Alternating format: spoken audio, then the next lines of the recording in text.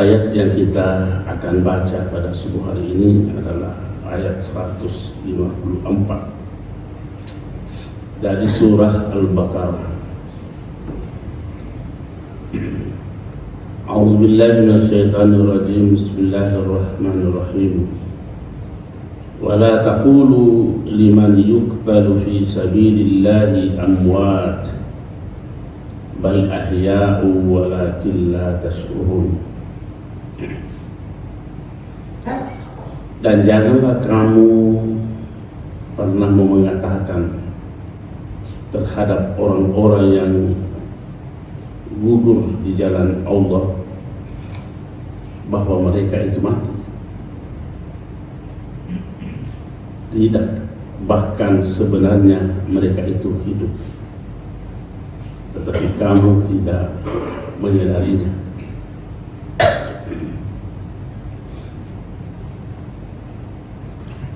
Ini larangan. Jangan. Kalau sebelumnya perintah, berzikirlah, ista'inu, minta tolonglah. Sekarang jangan. Yang diperintahkan pertama itu adalah membangun fondasi. Membangun fondasi. Apa fondasinya kehidupan kita? Zikir. Fazkuruni azkurkum washkuruni. Itu bangun fondasi dulu itu. Kenapa harus membangun fondasi? Karena ada kondisi kehidupan yang oleh manusia gampang diperdaya.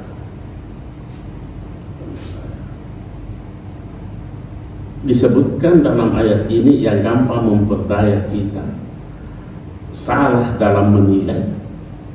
Contohnya katanya itu mati. Di mana letak kesalahannya pemikiran kita tentang mati? Karena kita selalu berpikir mati itu sama dengan tidak ada. Ini kesalahan kita. Makanya Allah mengatakan jangan pernah mengatakan bahwa orang yang mati di jalan Allah, orang yang gugur di jalan Allah itu mati. Tidak. Bal itu membantah pernyataan sebelumnya. Pernyataan sebelumnya itu ada perkiraan bahwa orang yang meninggal sudah tiada. Baru ahya'un, hidup. Walakin la tash'urun, hanya saja kamu tidak menyadarinya atau kamu tidak merasakannya. Ya. Karena yang kita rasakan kalau mati tiada. Kata Allah jangan, salah itu pikiran, salah. Makanya Allah larang kita. Jadi kembali kita mau mempertegas di sini, jangan identikan mati dengan tiada. Makanya Allah mengatakan perbaiki dulu kondisi sosial, kondisi rohaniahmu, karena banyak kondisi kehidupan, realitas kehidupan yang kau hadapi salah perkiraanmu hingga kau terpedaya. Salah satu dari jalan kematian. Dan memang tidak ada penjelasan di sini. Tidak ada penjelasan di sini dikatakan bahwa apa alasan sehingga kita mau mengatakan bahwa sesungguhnya mati itu tidak identik dengan tiada. Ada alasannya sehingga. Tetapi kita mencoba mengait-ngaitkan seluruh sumber-sumber atau dalil-dalil syar'i yang kita jadikan landasan berpikir. Apa betul mati itu ada? Atau jangan sampai juga mati itu memang tidak ada, tapi ini kan sudah dipatok. Jangan identikan mati tidak ada. Nah, kita cari dalilnya. Bagaimana wujudnya itu? Kita lihatlah ayat yang berkata, itu kan ayat-ayat dalam surat An-Nisa. Di surat An-Nisa itu dikatakan, walau annahum izzalamu anfusahum ja'uka fastaghfirullaha wastaghfara lahumur rasul lawajadullaha tawwaban rahimah. Itu dalam surat An-Nisa itu. Ini ayat kalau diterjemahkan, sekiranya mereka orang yang telah menganiaya dirinya mendatangi kamu Muhammad memohon ampun kepada Allah, dan kamu memohonkan juga ampun mereka kepada Allah, maka kamu akan mendapatkan Allah sebagai zat yang maha penerima taubat dan penuh kasih sayang. Boleh dibuka tafsirnya Ibnu Katsir.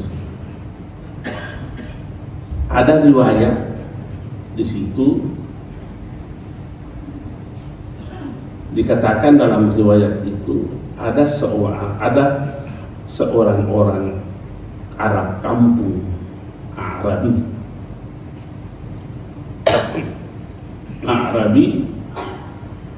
berkunjung ke kuburan ke makam Rasulullah. Karena sudah wafat, Rasul berkunjung ke kuburan Rasulullah SAW, ke makam Rasulullah, dan disaksikan oleh salah seorang sahabat namanya Utbah. Namanya sahabat itu Utbah. Beliau inilah yang bercerita. Apa ceritanya? Kuntu jalisan inda qabrin Nabi sallallahu alaihi wasallam faja'a Arabiyyun faqala. Utbah ini bercerita,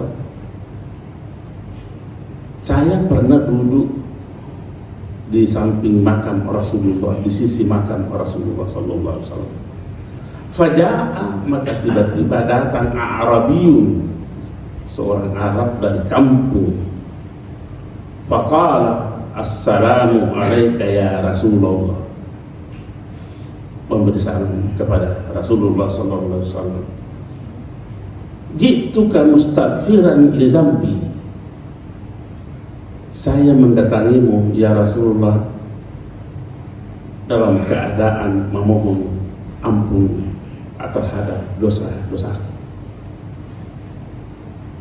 Musta'inan mustasfi'an bika ila Rabbi,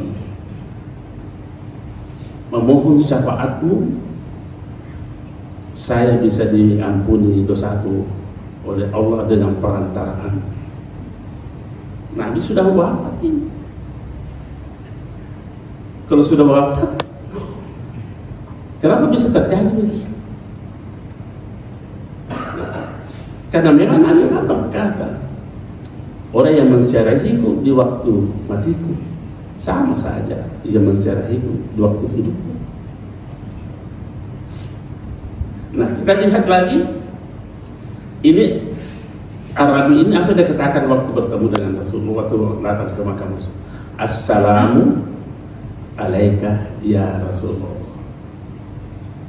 Pertanyaannya kita ini, orang Arabi memberi salam kepada yang ada atau kepada yang tidak ada? Tentu jawabannya kepada yang ada. Orang gila itu kalau gitu memberi salam kepada yang tidak ada. Kita keluar dari rumah langsung assalamualaikum, siapa? Tidak ada yang memberi salam. Itu malah salah saya. Tapi ini orang memberi salam kepada Rasulullah, artinya apa? Ada. Kalau begitu, mati tidak identik dengan tiada. Mati tidak identik dengan tiada. kita juga kan memang disadarkan oleh Rasul, kita diajar oleh Rasulullah. Kalau kita melewati kuburan dan itu kuburannya umat Islam, kita kan dikatakan assalamualaikum ya ahlal kubur. Enggak dikatakan di situ assalamualaikum ya ayyuhal mayyit, enggak. Tapi ahlal kubur, penduduk kubur. Jadi ada tidak itu? Dan bahkan kalau ada bapak-bapak ini pergi ke umrah, haji, pasti dituntun oleh mutawif kita semua itu pergi ke Baqi, mensyarahi makam-makam sahabat Rasulullah yang di Baqi. Dan kita dituntun mengucapkan assalamualaikum ya ahlad diyar wa nahnu bikum lahiqun, memberi salam kepada mereka. Apa kita memberi salam kepada batu-batu itu atau kepada penduduk kubur itu?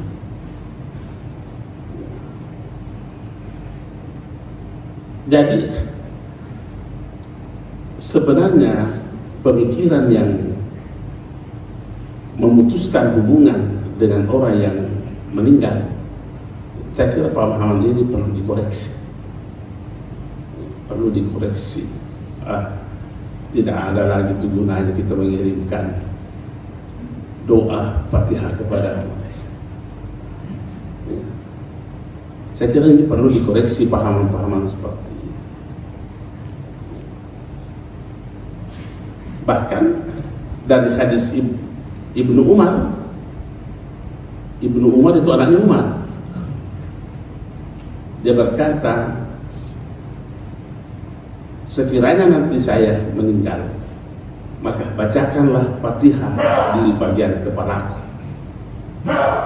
dan bacakan akhir dari surah Al-Baqarah itu di bagian kaki. Masih Moki berkata tidak sampai itu Fatihah di situ. Ini sahabat Nabi ini.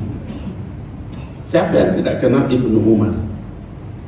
Anaknya Umar radhiyallahu anhu. Dua-duanya ini menjadi sahabat. Dan beliau ini buka hadisnya itu. Itu berkata itu. Bahkan dia katakan begini. Itu nasihatnya Ibnu Umar. Satu kali waktu, kenapa keluar nasihat begitu? Karena ia pernah mendengar Nabi berkata,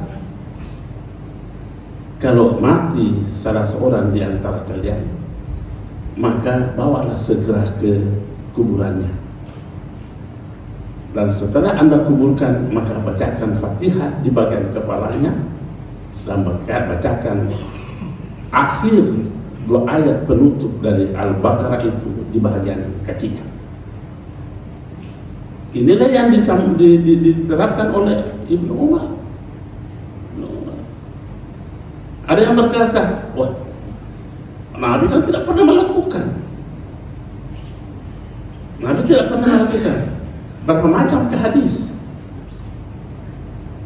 Ada namanya hadisun fi'liyun, ada namanya hadisun qauliyun, ada namanya hadisun takririyun.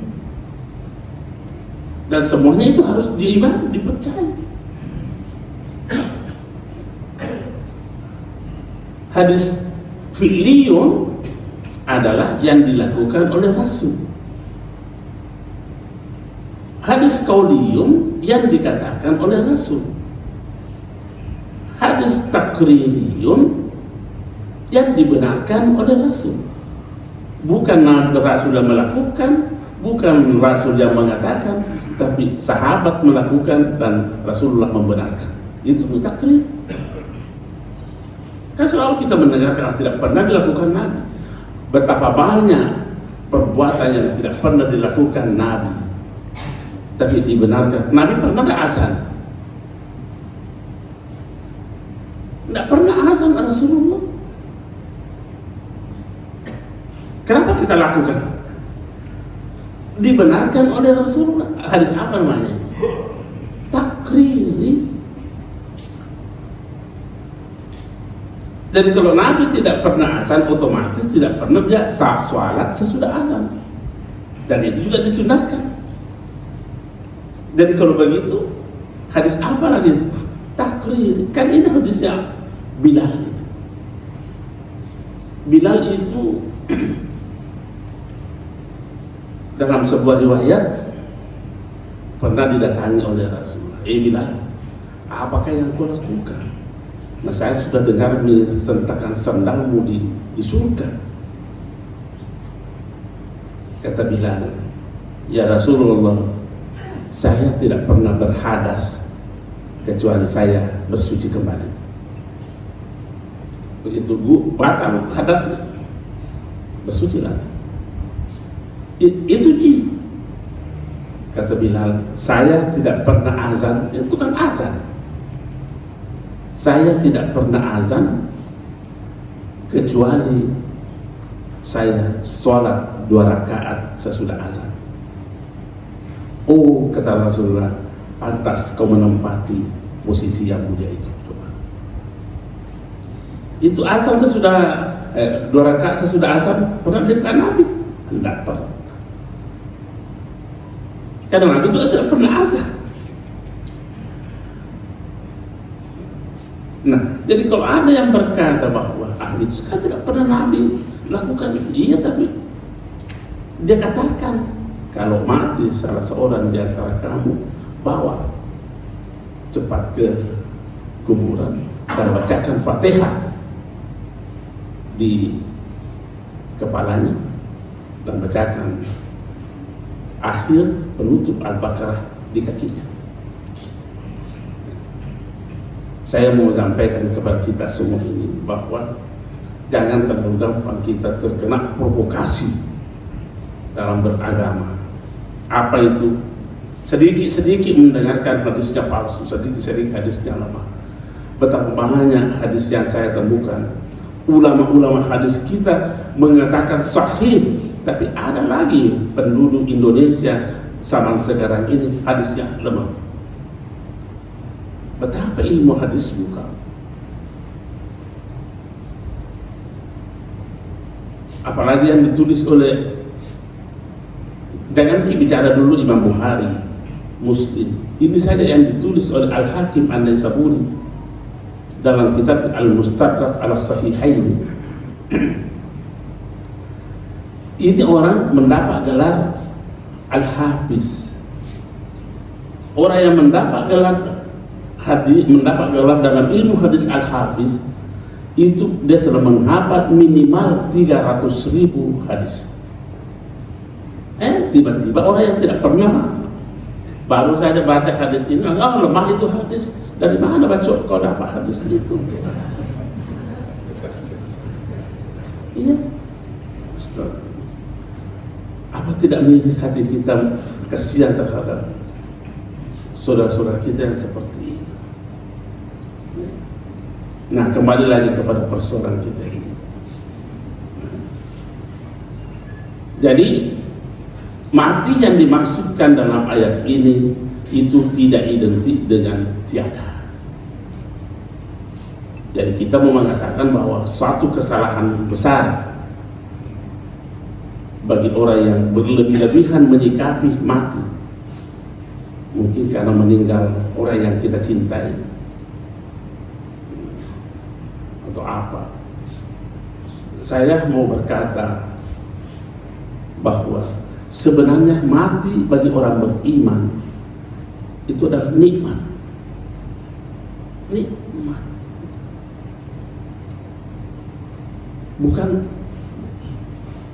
Bukan cobaan, nikmat. Apa alasannya?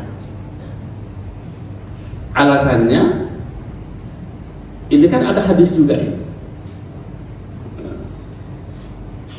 Hadis itu diriwayatkan oleh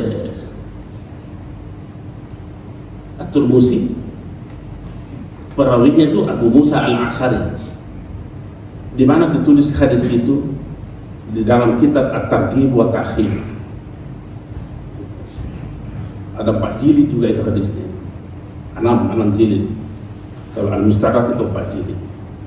Apa bunyi hadisnya? Iza mata waladul abdi qala Allahu liman malaikatihi kabittum walada abdi. Ketika ada hamba Allah, anak hamba Allah yang meninggal, maka Allah berdialog, berkata kepada malaikatnya, kabittum walada abdi, kau sudah mencabut nyawanya anaknya hamba. Maka berkatalah malaikat, na'am, saya sudah mencabutnya ya Allah. Fayaqul, maka berkatalah Allah, bertanya kepada malaikat ini, masa qala abdi, apa yang dibilang hamba waktu kau cabut nyawanya anaknya? Fayaqul, hamidak, dia memujimu. Wastarja itu mengucapkan inna lillahi, mengembalikan semuanya kepada Allah. Istarja, mengembalikan kepada ya Allah. Apa kata Allah? Fayaqulullah ubnu li abdi baitan fil jannah, bangunkan ia surga, bangunkan istana di surga, dan beri nama istana itu Baitul Hamdi, istana pujian. Jadi sebenarnya kalau ada orang meninggal, kita bilang alhamdulillah. Tapi ini budaya kita kan tidak terima ini. Matanya dalil akhir pergi batu kalau kita ada orang meninggal tentang alhamdulillah. Karena budaya kita begitu. Ini hadis dan logis itu hamidak, memuji. Kenapa kita mengatakan logis kalau kita memuji seperti itu? Kalau orang beriman meninggal adalah nikmat, bersyukurlah kita karena ia pergi bersama dengan imannya. Kita ini belum tahu apa kita bisa meninggal ini pergi bersama dengan iman kita. Apa tidak bersyukur kalau kita seperti itu? Alhamdulillah, wafat dengan penuh ketenangan, penuh iman. Nikmat ya. Tapi ini kan susah kita bendung kondisi.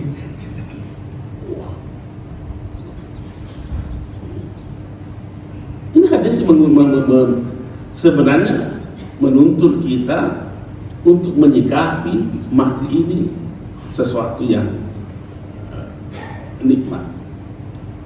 Hamidah, dia memuji dia.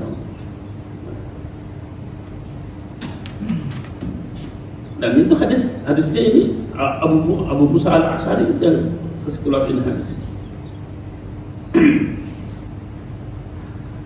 Jadi orang yang meninggal ini pada hakikatnya adalah menjalani suatu bentuk kehidupan baru. Dia hanya menjalani bentuk kehidupan baru di alam yang baru setelah menyelesaikan proses hidupnya di alam ini. Di alam ini dia hanya peralihan.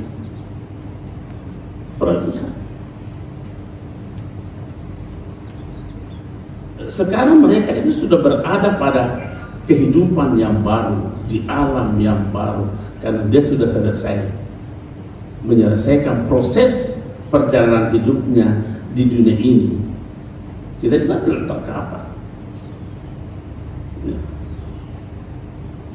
Beruntunglah orang yang mampu menyelesaikan proses hidupnya di dunia ini dengan penuh keimanan menyeberang ke sana. Apa kita tidak memujinya? Alhamdulillah, dia sudah. Saya punya ada pengalaman pribadi saya. Kan orang tua saya itu kerjanya juga begini, pergi ke Bone, pergi ke di Sulawesi ceramah. terkadang naik sepeda, terkadang jalan kaki. Pernah saya jalan kaki sama beliau dari Sopeng ke Mune hanya untuk pergi berjamaah saja. Betul ya. Beliau pernah ada di Sengkang. Adik saya yang ada yang mengantar saya satu mati, meninggal karena kena lemari jatuh. Begitu pergi disampaikan orang tua saya di Sengkang sementara pengajian. Lo akhiran di kubur. Jawabannya cuma alhamdulillah.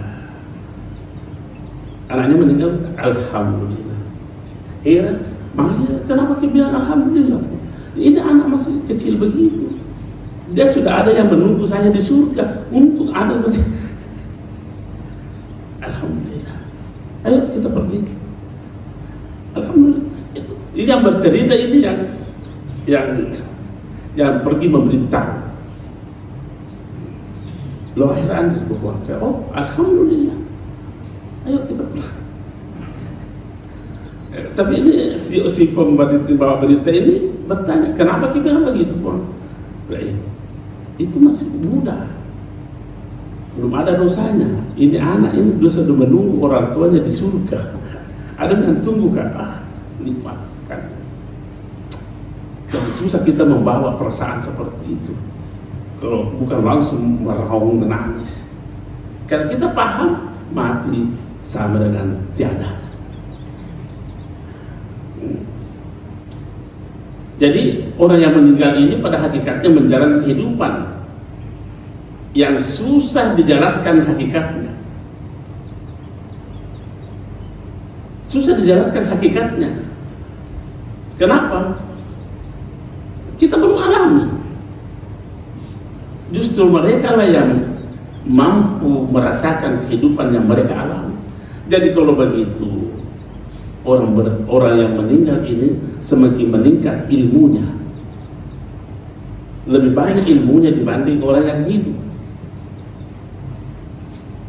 Karena orang yang meninggal itu dia bertambah ilmunya, dia tahu alam seperti itu, kita belum tahu seperti itu. Sementara alam yang kita dia sudah lewati, dia tahu. Mana yang lebih banyak ilmunya? Orang yang meninggal atau orang yang hidup?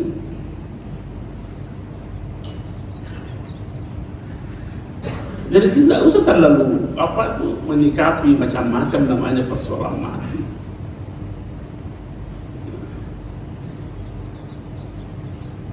Jadi bagi orang-orang yang beriman menyikapi mati itu, mati di jalan Allah adalah sebuah proses berpindahnya kehidupan kepada kehidupan yang lebih, saya kasihkan anak yang lebih menyenangkan, yang lebih menggembirakan, yang lebih abadi. Itu yang lebih abadi. Kenapa kita mengatakan mereka menikmati kehidupan yang lebih nikmat dibanding kehidupan ini? Bagi orang yang beriman, tapi bagi orang yang tidak beriman pada selama lebih siksa dibanding ketersiksaannya di dunia ini. Tapi bagi orang yang beriman, lebih nikmat, lebih bahagia, lebih abadi lah. Apa tidak bersyukur kalau begitu orang meninggal, orang beriman yang meninggal? Tapi sekali lagi, jangan kini mau mengatakan ada tetangga akan meninggal beriman, alhamdulillah, bahaya Pak. Namun dia rotongan tapi kepala pelangki.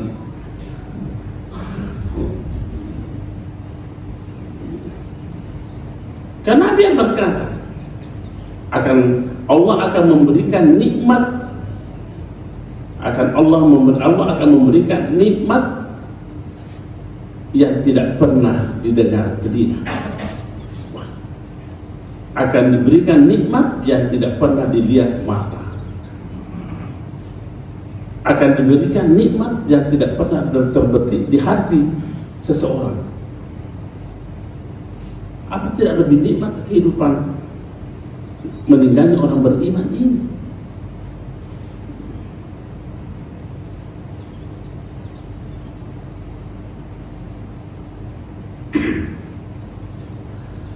Ada riwayat ini, ada sebuah riwayat lagi saya tulis ini dari Ibnu Abbas, dijelaskan bahwa ayat ini turun, ini yang kita baca.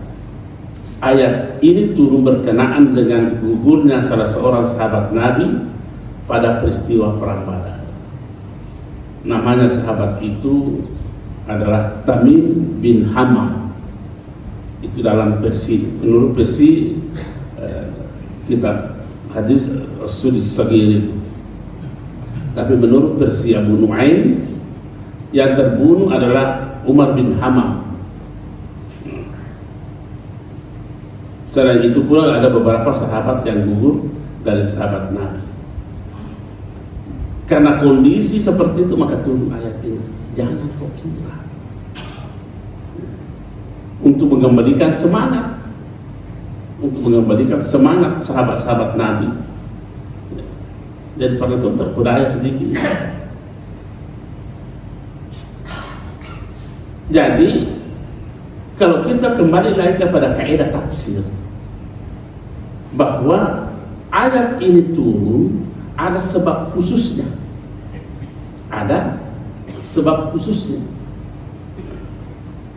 sebab khususnya itu yang berkaitan dengan kematian di medan perang. Artinya bahwa kata fi sabilillah dalam ayat ini, wala taqulu liman yuqtalu fi sabilillah, di jalan Allah dalam ayat ini konteksnya adalah peperangan. Tapi mati yang di jalan Allah meliputi segala macam bentuk perjuangan dalam menegakkan agama Allah.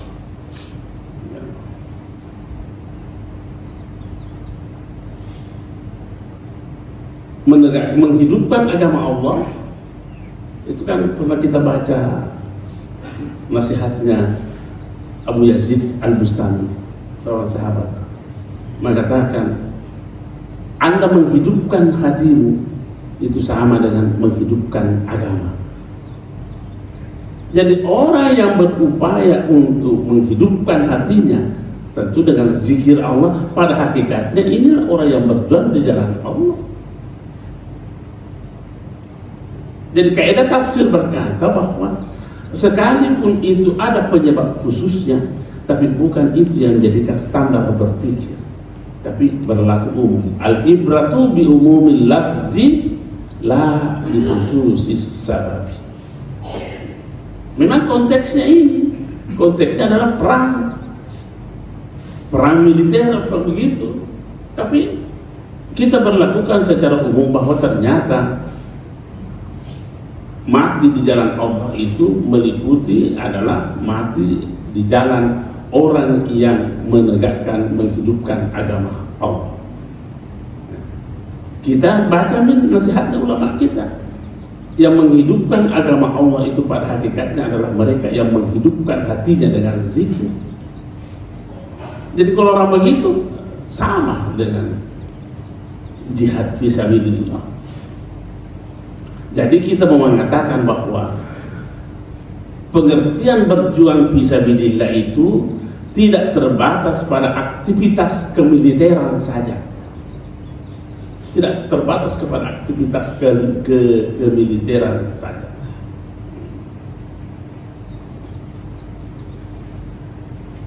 Jadi struktur kalimat ayat 154 ini memberi kesan bahwa Allah menjanjikan kenikmatan hidup kepada mereka yang berjuang di jalan Allah dengan pengertian yang seluas-luasnya. Dan kenikmatan itu sekali lagi kita mengatakan, kenikmatan itu melebihi nikmatnya kehidupan di dunia dan sifatnya lebih abadi. Kita pertegas lagi, jadi pada hakikatnya mati adalah nikmat bagi orang-orang yang beriman. Kalau toh Al-Quran menyebut mati sebagai ada kata-kata musibah, sambungannya ayat itu nanti kita akan terangkan. Itu tidak ada keterkaitannya dengan mati. Kan sudah berhenti matinya di sini. Wala taqulu liman yaqtulu fi sabilillahi amwatun bal ahya'un wala nabluwannakum bi syai'in minal khawfi wal ju'i wa naqsin minal amwali wal anfusi was samarat wa basyiris sabirin alladzina iza asabatuhum musibah. Kalau di orang-orang sahabat itu ditimpa suatu cobaan, bukan ditimpa mati, ditimpa cobaan. Alladzina iza asabatuhum musibah qalu inna lillahi wa inna ilaihi raji'un, beristirja. Nah, nanti kita akan bahas juga itu. Ini baru ayat 154 ini. Jadi mati adalah nikmat. Kalau toh ini mau sekali memaknai mati dengan musibah, mari kita berkata inilah nikmat yang berbungkus musibah. Ya. Kalau toh mau sekali kita mengatakan itu musibah itu mati, mari oke lah kita ikuti, tapi inilah nikmat yang berbungkus musibah. Jangan dibalik, Pak. Musibah yang berbungkus nikmat. Wah, itu bahaya. Jadi di penghujung ayat ini Allah menegaskan bahwa kenikmatan kehidupan mereka tidak mampu dirasakan oleh orang yang masih hidup. Maka dikatakan walakin la tashkurun. Kita belum mampu merasakan nikmatnya mereka itu. Akhirnya, atau kita juga bisa mengatakan bahwa kita bilang belum mampu merasakan hidupnya orang mati. Kita belum mampu merasakan hidupnya orang mati. Nah, dari sinilah makna mati bagi orang sufi itu ada dua macam. Ada dua macam bentuk mati. Ada namanya mati iradiyun dan mati tabi'iyun. Mati iradiyun itu artinya mati yang diusahakan, yang dikehendaki. Mati tabi'iyun adalah mati yang secara alami itu berpisahnya roh dengan jasad. Itu mati tabi'i namanya, itu mati kecil. Mati yang dikehendaki adalah mati iradi. Siapa itu? Mutu qabla an tamutu. Mati memang mati sebelum mati. Artinya apa? Lepaskan. Itu kembali lagi asli, lepaskan diri. Orang yang melepaskan dirinya pada hakikatnya itu orang yang mati sebelum mati. Dan Imam Ghazali mengatakan hadis itu hadis sahih. Ada lagi yang mengatakan lemah atas sarami. Tapi kayaknya didukung oleh ayat. Jadi kalau seandainya dia bisa terangkat menjadi Hasan Ligairi. Hasan Ligairi. Saya kira ini mau saja dulu kita sampaikan. Mungkin banyak yang mau dikoreksi, mau diluruskan, silahkan. Assalamualaikum warahmatullahi wabarakatuh.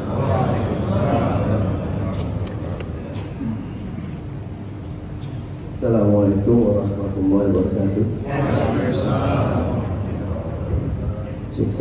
Terima kasih Pak Kiai atas pembahasan di pagi hari ini mengenai surat Al-Baqarah 154. Di sini pembahasan saya perhatikan Pak Kiai ada dua sisi. Yang satu mengenai hidup, yang satu mengenai kematian. Karena pertama kita tidak atau dilarang mengatakan bahwa sesungguhnya orang yang mati, terutama di jalan Allah, itu mati tadi sebenarnya hidup di sisi Tuhan. Kalau kita perhatikan pakai sebenarnya hidup itu, kalau saya rasakan adalah perjalanan atau transformasi rohani. Sebenarnya kita sudah ada di zaman ajali dulu. Kalaupun kita mengambil salah satu konsep martabat 7, kita sebenarnya ada di alam ruh sebenarnya. Kemudian kita hidup lagi di alam fana ini dan dibungkus oleh jasad kita. Kemudian kita kembali lagi mati jasad, hidup lagi di alam barzah, dan seterusnya. Sehingga sebetulnya kematian ini sebenarnya adalah bagian daripada kehidupan itu sendiri yang merupakan transformasi perjalanan rohani. Dan terkait dengan yang disampaikan Pak Kiai, memang konsep mati qabla al-maut ini jarang sekali dalam tataran praktikalnya Pak Kiai. Memang gampang sekali untuk memahami konsep ini, namun dalam tataran pelaksanaannya mungkin kami mohon petunjuk dari Pak Kiai, karena ada dua kematian di sini yang disampaikan Pak Kiai tadi. Bahkan mungkin ada beberapa yang mungkin tambah kami banyak sekali konsep, ada mati maknawi, ada segala macam. Namun kita sederhanakan mungkin Pak Kiai, bagaimanakah kira-kira tataran di dalam praktiknya kita ini untuk mati qabla al-maut. Terima kasih Pak Kiai. Assalamualaikum warahmatullahi wabarakatuh. Assalamualaikum warahmatullahi wabarakatuh. Seandainya ada papan tulis di sini, saya mau memberi penggambaran bagaimana sebenarnya perjalanan rohani kita. Mari kita perhatikan dalam interaksi kita dalam kehidupan ini, kita yang pertama tersentuh dengan Allah. Ini yang tadi akan bagus itu. Namanya al-kaun. Itu dulu yang pertama kita bersentuhan, itu al-kaun dulu. Ciptaan. Al-kaun itu adalah ciptaan. Nah, ciptaan inilah yang terkadang membentengi, menghijab kita untuk tidak sampai kepada af'al. Jadi seandainya kita bikin sini, ini tujuan kita. Di sini perjalanan rohani kita panjang. Andai kata ada papan tulis Pak, saya paparkan kita. Kita berinteraksi dulu dengan di sini al-kaun. Al-kaun. Ini al-kaun ini yang menghalangi kita untuk bisa melihat af'alnya Allah. Contoh ini, itu kue itu dikategorikan sebagai al-kaun karena dia adalah buatan, ciptaan, kan? Adakah dalam kesadaran kita melihat kue itu ada perbuatan orang yang membuat kue itu? Nah, karena kita fokus kepada al-kaun. Oh, kalau begitu, kapan orang bisa bertajalli kepada af'al? Hilangkan, matilah kamu pada al-kaun itu. Apa sudah sampai? Belum, masih banyak perjalanan. Nah, af'al ini, perbuatan ini menghalangi untuk kita bisa sampai kepada sifat. Menghalangi untuk sampai kepada sifat. Bagaimana caranya untuk bisa sampai kepada sifat? Matilah kamu lagi di af'al itu. Contohnya, itu kan dalam Al-Quran berkata begini, Wala in, surah saya baca ayat itu di sini. Wala in sa'altahum man khalaqa samawati wal ard blah blah blah blah la yaqulunna Allah. Kita terjemahkan. Jika kamu Muhammad tanya mereka, sa'altahum, hum itu damir. Damir itu artinya kata ganti. Ada orang yang diganti. Siapa yang diganti di situ? Terus periksa lagi yang diganti itu yang sudah disebut. Siapa yang sudah disebut itu? Yang sudah disebut adalah para orang-orang musyrik, para orang-orang kafir Quraisy.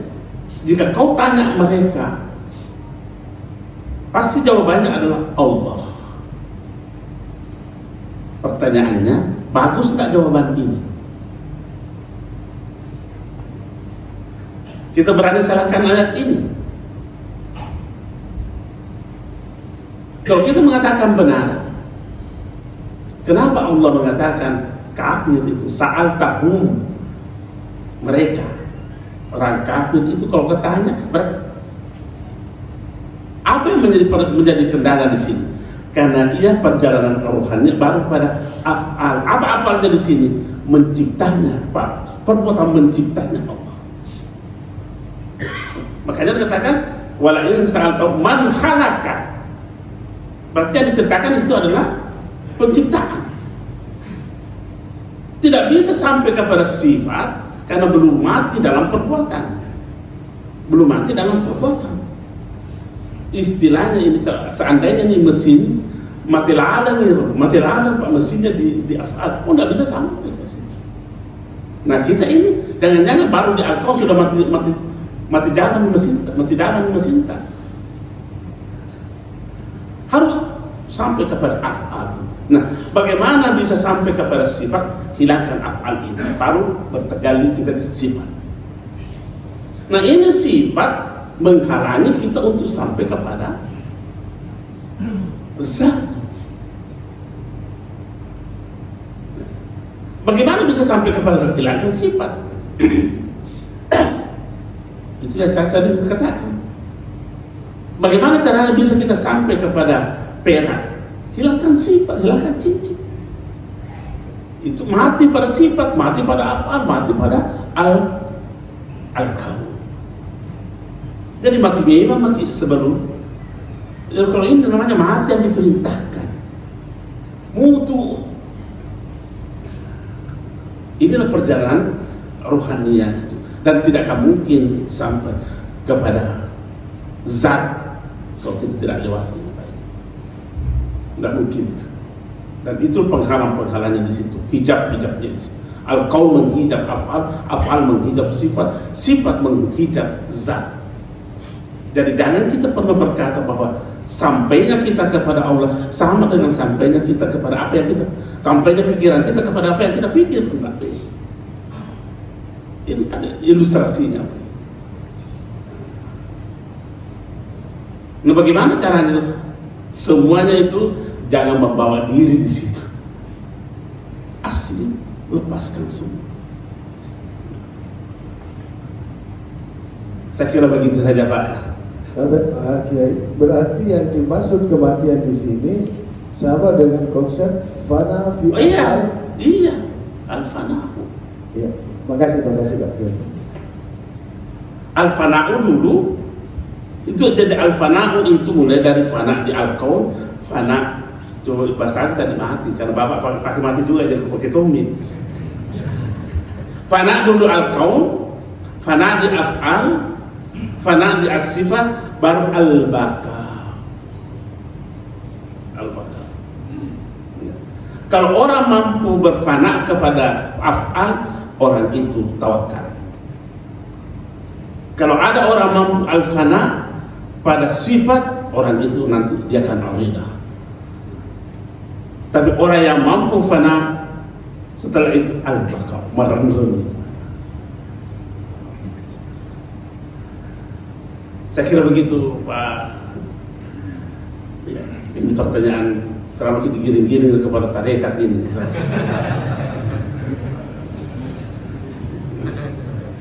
Oke, assalamualaikum warahmatullahi wabarakatuh. Ya, Tadi Pak Kiai sampaikan bahwa Mana? orang mati lebih banyak mendapatkan pelajaran daripada orang hidup.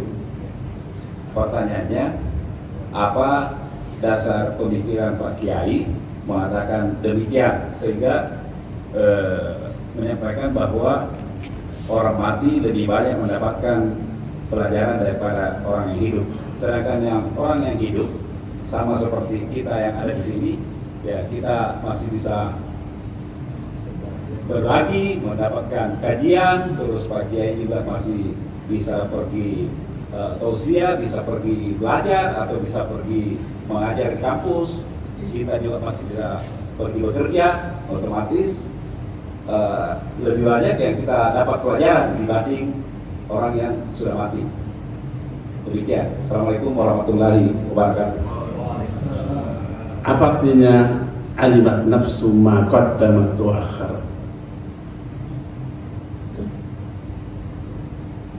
Orang yang di akhirat itu alimat nafsu ma qaddamat.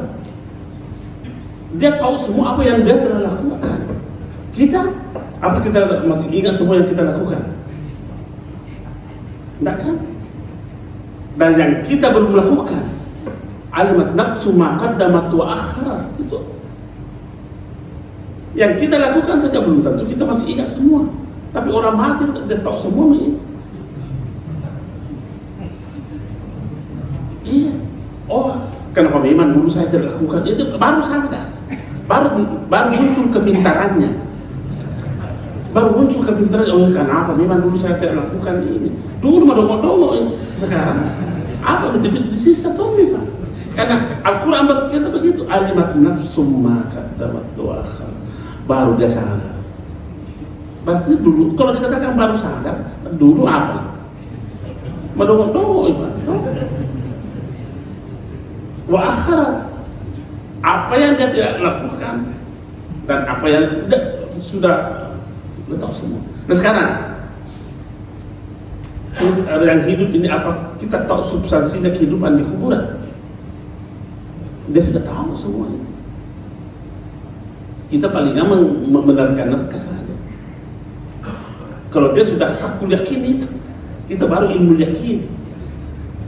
Karena kita dituntut oleh Al-Quran bahwa ada namanya alam kubur. Tapi mereka sudah alam. Mana kira-kira yang lebih paham kehidupan ini? Dan kehidupan kita sekarang ini, dia pantau mereka itu, Pak. Ada hadisnya itu. Kata Rasulullah, ini ada yang melemahkan hadis ini. Padahal ini susahnya. Albani itu adalah penggawannya Wahabi. Dia katakan ini hadis hasan, tapi datang murid-muridnya, oh ini lemah, ini lemah. Apa hadis itu? Kata Rasulullah, wahai sahabat-sahabatku, sesungguhnya amal-amalmu sekarang dibentangkan. Amal-amalnya orang hidup itu dibentangkan oleh mereka yang sudah mati. Dibentangkan. Inda aqaribikum wa asyairikum, dibentangkan di depannya orang-orang yang artinya diperlihatkan, mereka lihat itu. Ketika kita ini melakukan perbuatan baik, istabsyar, wah senang, alhamdulillah. Kalau kita melakukan kebaikan, bergembira itu mereka, teman-teman kita, saudara kita atau apa, istabsyar, bergembira. Tapi kalau jahat dilakukan, apa kata mereka? Dia doakan kita, Pak. Allahumma la tumithum. Ya Allah, jangan dulu ambil nyawanya. Hatta tahdiyahum kama hadaitani. Jangan dulu kau ambil nyawanya sebelum engkau memberi hidayah seperti kau memberi hidayah kepada aku. Siapa kira-kira bagaimana statusnya orang yang meninggal ini? Ini orang mulia. Di mana kita ditemukan bahwa ini orang mulia? Karena dia berkata begini, jangan dulu ambil nyawanya si Anu sebelum engkau memberi hidayah seperti hanya engkau memberi hidayah kepada aku. Berarti ini orang diberi hidayah. Oh, kalau begitu wajar saja kalau ada orang-orang bertawassul kepada para ulama-ulama kita. Dan itu juga dilakukan oleh Imam Syafi'i, Imam Ahmad bin Hanbal dalam kuburannya Imam Abu Hanifah. Jadi dasar itu alimat nafsu ma qaddamat wa akhir. Oh, muncul kepintarannya itu bawah itu. Mungkin lebih bodoh kita. Saya kira begitu Pak. Ya, mudah-mudahan kita muncul memang kepintaran tak di sini. Saya ulangi lagi ayat itu. Fa'tarafu bisambihim pasukan li ashabis sa'ir. Fa'tarafu bisambihim. Itu dalam suratul Mulk itu. Di suratul Mulk itu di lembaran pertama itu. Mungkin 4 baris keluarnya itu. Fa'tarafu bisambihim, mereka mengakui dosanya. Pasukan li ashabis sa'ir. Maka mereka dilemparkan ke neraka sa'ir. Ada yang tanya saya begini, itu kan pengakuannya di akhirat, konteksnya di ayat konteks akhirat. Sebenarnya justru itulah salahnya. Kenapa di akhirat baru kau mengakui kesalahanmu? Seharusnya di dunia ini akui kesalahanmu.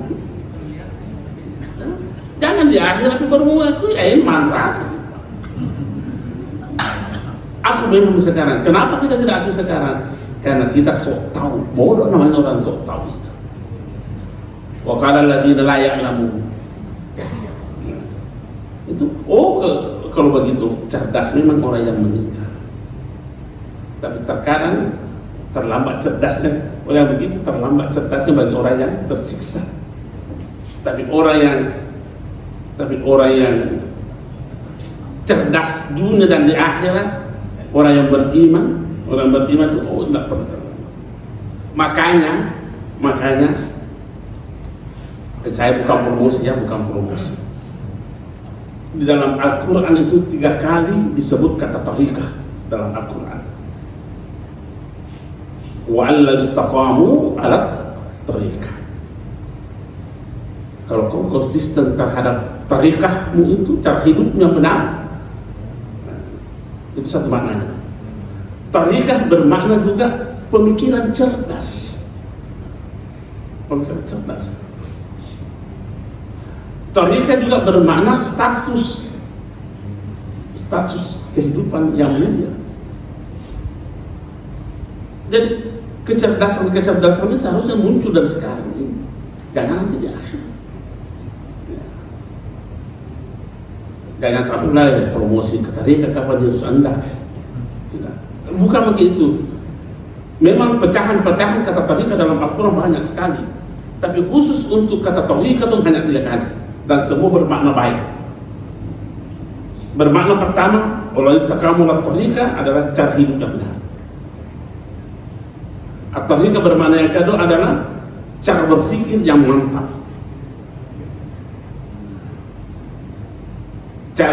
Tariqah bermakna yang ketiga adalah status sosial, status kehidupan yang mulia. Dalam Al-Quran, tariqatukumul muslah. Jadi kalau mau mencapai kecerdasan dunia dan akhirat, betulahnya itu caranya, namanya tariqah. Sekian dan terima kasih.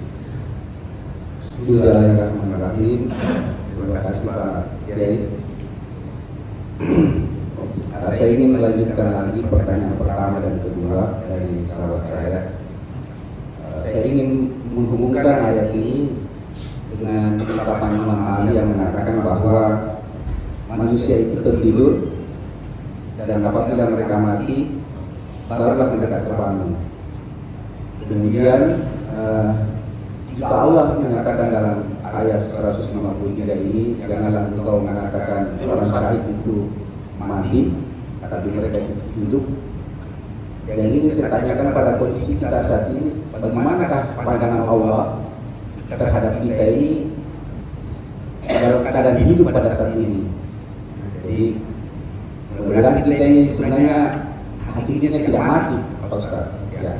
Seperti itu barangkali Pak Kiai, bagaimana pandangan Allah terhadap kita yang hidup ini. Kalau orang yang syahid saja dikatakan tidak mati, jangan-jangan kita yang hidup ini sebenarnya mati ataupun tertidur. Seperti itu. Terima kasih. Jadi Wassalamualaikum warahmatullahi yang menjawab pertanyaan beliau ini Rasulullah.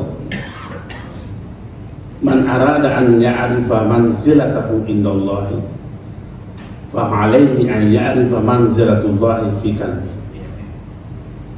Kalau Anda mau mengetahui betapa posisimu di sisi Allah, ketahuilah betapa posisi Allah pada diri. Kita ada indikator kita. Kalau kita mati dalam artian yang tidak baik terhadap Allah, buta terhadap Allah, maka Allah juga tidak akan mungkin melihat kita. Itu jawaban Rasulullah. Siapa yang mau mengetahui, itu saya mau hadis Muslim ini hadis ini. Siapa yang mau mengetahui bagaimana kedudukannya di sisi Allah, hendaklah tahu bagaimana hendaklah dia tahu bagaimana kesusahan Allah pada diri. Nah sekarang bagaimana kedudukan Allah pada diri kita? Itulah kedudukan kita pada Allah.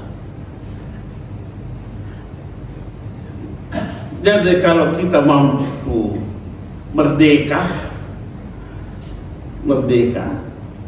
pada hakikatnya itu apa tadi katakan, itu hidup sebenarnya. Kan pernahkah kita mati? Kalau dalam pengertian yang iradi, asal usul kita di alam arwah hiduplah itu. Hidupkan alam arwah masuk kepada alam rahim, hiduplah kita di alam rahim, hidup. Alam rahim kita masuk ke alam syahadah, hiduplah, hidup. Dari alam syahadah ini kita pindah ke alam kubur, hiduplah, hidup. Dari alam barzakh masuk ke alam akhirat, hidup. Kapan matinya ini?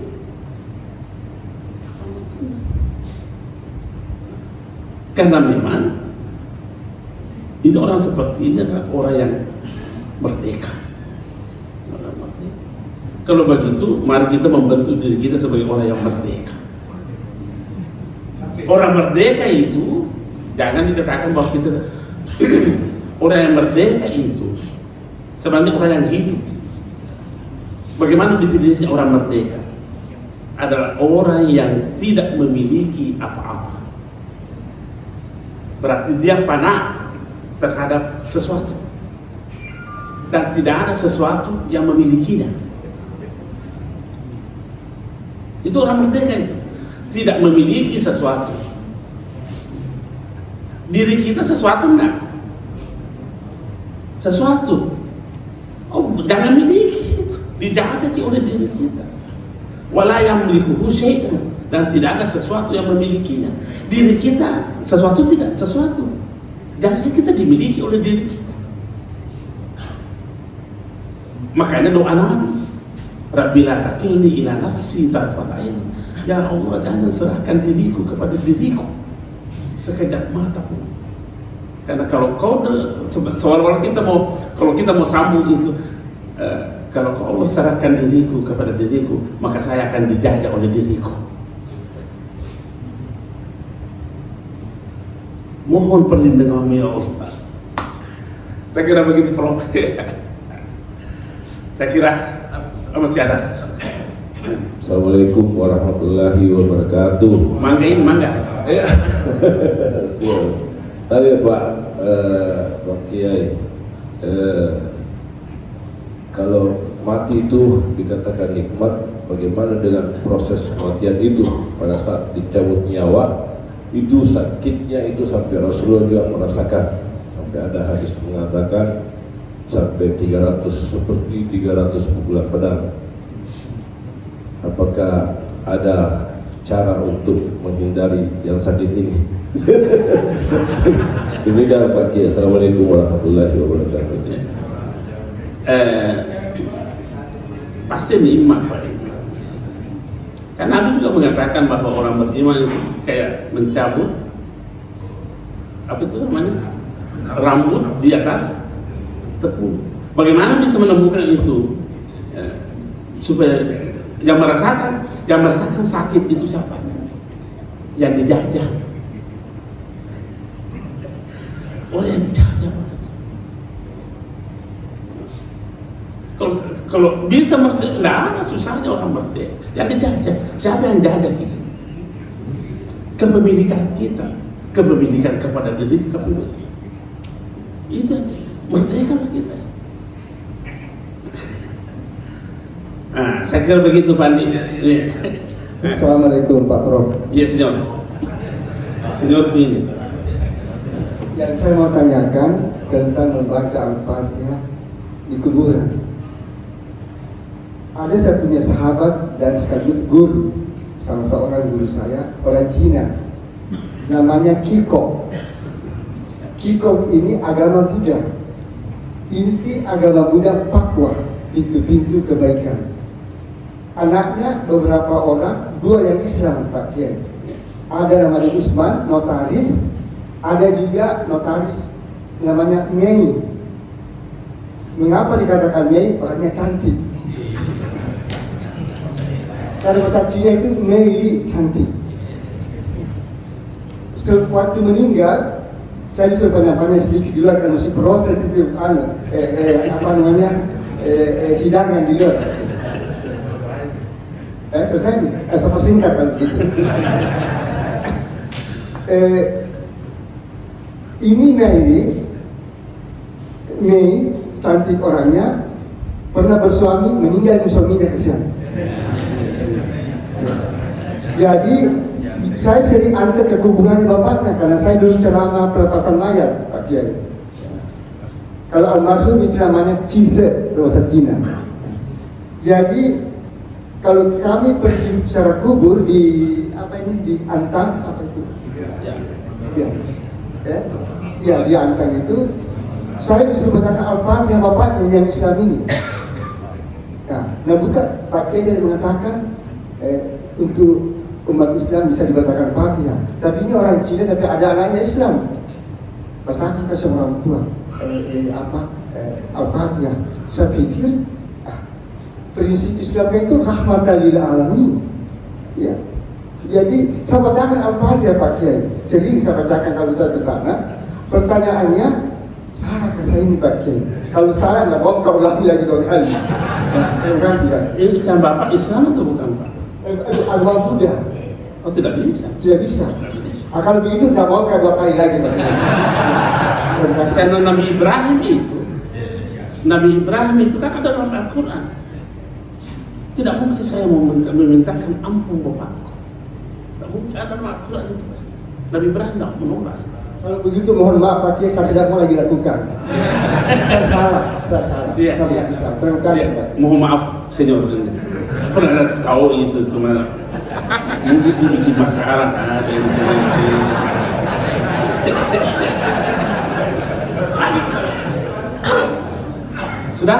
sudah. Oh, ada di belakang sana. Mungkin terakhir kamu, karena masih ada proses yang kita mau lakukan. Terima kasih Pak Kiai. Berenang. Ya, jadi saya simpulkan saja barangkali ini sebagai penawar kasih menyampaikan orang yang sudah meninggal ini kan ada tadi mati syahid, mati yang sering disebut husnul khatimah. Jadi penyampaian yang mana yang tepat nih kalau orang meninggal kita sampaikan Al-Fatihah atau nilai banyak ataukah husnul khatimah, mudah-mudahan dia husnul khatimah. Apakah tidak salah kalau misalnya dia sudah meninggal kemudian katakan semoga dia husnul khatimah. Lalu apa bedanya antara husnul khatimah dengan orang yang mati syahid itu? Itu. Terima kasih. Ya. Assalamualaikum warahmatullahi wabarakatuh. Dua-duanya bagus Pak. Kita itu mudah-mudahan dia dikategorikan matinya itu adalah mati husnul khatimah. Doa. Sekalipun dia sudah mati, sekarang dia sudah meninggal, kita mendoakan mudah-mudahan matinya ini digolongkan sebagai husnul. Karena boleh jadi menurut kita bukan husnul hati, tapi Allah menghitungnya sebagai husnul hati. Ya. Karena yang penilaian kita tentang husnul khatimah biasanya tenang, macam-macam itu. Oh, husnul hati. Oh, belum tentu itu. Ali mati dalam keadaan apa? Ditikam. Apa kita mau mengatakan itu bukan husnul khatimah itu? Utsman mati dalam keadaan apa? Dibunuh. Umar mati dalam keadaan apa? Dibunuh. Jadi kita selalu mengatakan mudah-mudahan meninggalnya itu husnul khatimah, doa. Karena kita terkadang salah terka. Menurut kita, wah, amin. Ini jangan sampai yang kita berkata tidak benar. Allah mengatakan husnul khatimah. Dan kita doakan mudah-mudahan. Kita tidak salah. Terserah kepada Allah. Mau menghitungnya, menutup ajalnya itu sebagai husnul khatimah atau tidak. Supaya kita tidak salah karena terkadang kita kan menilai sesuatu baik, belum tentu Allah menilainya dengan baik. Jadi seperti tadi, mungkin karena situasi dan kondisi proses matinya itu kita menganggap, oh susah ini. Ali mati ditikam, Utsman mati diperangi, Umar mati diperangi. Apakah kita mengatakan sul khatimah ini karena coba? Tidak bisa. Berani kita mengatakan begitu? Nah, sahabat Nabi. Dan ukurannya itu, makanya doakanlah ke mereka. Mudah-mudahan husnul khatimah. Artinya apa? Mudah-mudahan penilaianku ini itu Allah menilainya dengan husnul khatimah. Tentang mati syahid itu, kalau kita mau bicara tentang mati syahid itu, syahid itu cara berpikirnya orang syahid itu, kenapa orang yang meninggal di medan perang dikatakan mati syahid? Ini dalam ilmu sosiologistik ini, kenapa dari menyaksikan berpindah kepada mati syahid? Dikatakan orang yang meninggal di dalam medan perang itu dikatakan mati syahid karena pandangannya hanya Allah. Seandainya orang yang berperan di peperangan itu pedang yang dilihat, lari karena yang dilihat kilauannya pedang tajam, lari. Tapi bukan itu yang dilihat cuma satu, Allah. Makanya syuhud, penyaksiannya hanya tertuju kepada Allah. Makanya itu ada doanya seorang ulama besar kita berdoa begini, Allahumma la taj'al tilfatana illa ilaik. Ya Allah, janganlah engkau membuat aku berpaling kecuali saya berpaling hanya tertuju kepada-Mu. Wa nazrana la yaka'u illa alaika. Ya Allah, jangan kau pernah membiarkan pandanganku jatuh kecuali selalu jatuh pada saat ini. Syahid itu. Sekian dan terima kasih. Assalamualaikum warahmatullahi wabarakatuh.